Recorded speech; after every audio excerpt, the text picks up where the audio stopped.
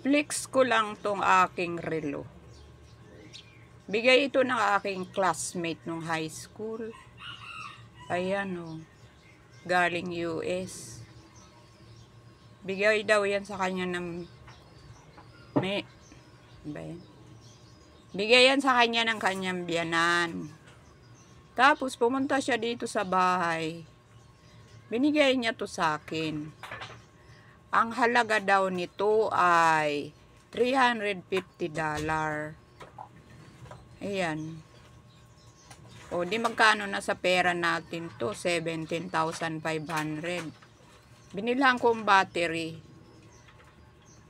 Mga noong 25 ko to binilan battery.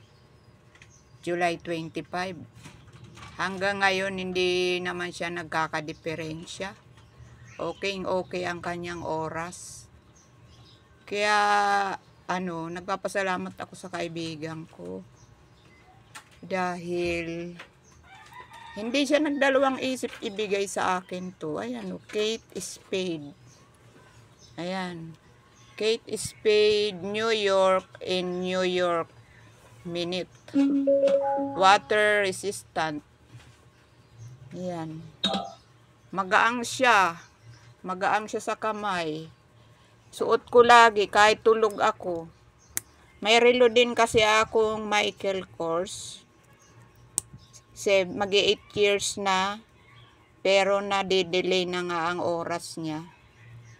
Kaya hindi ko na sinusuot. Di baterya din. Yun, ipagsuot ko yun. Hindi ako kampante nagtatrabaho nakarelo o tulog na nakarelo. Ito kampante ako Kaya naman ako nakabili noong relo na yon na ano nga ba? Kasasabi ko lang nalimutan ko na kaagad. Kunin ko nga. Ayan.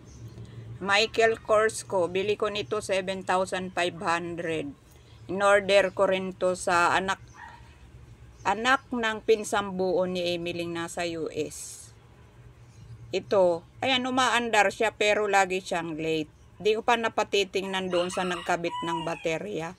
Sabay ko kasi yan pinakabitan nito ng battery.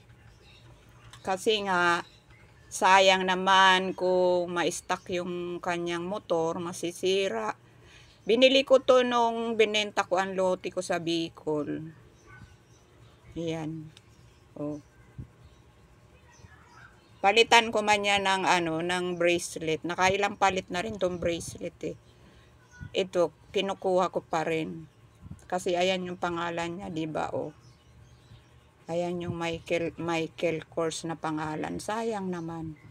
Kung hindi ko yan ipapakabit. Papatingnan ko nga to kung bakit nalilate siya.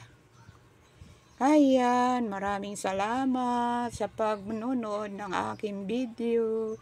Bye! Thanks for watching!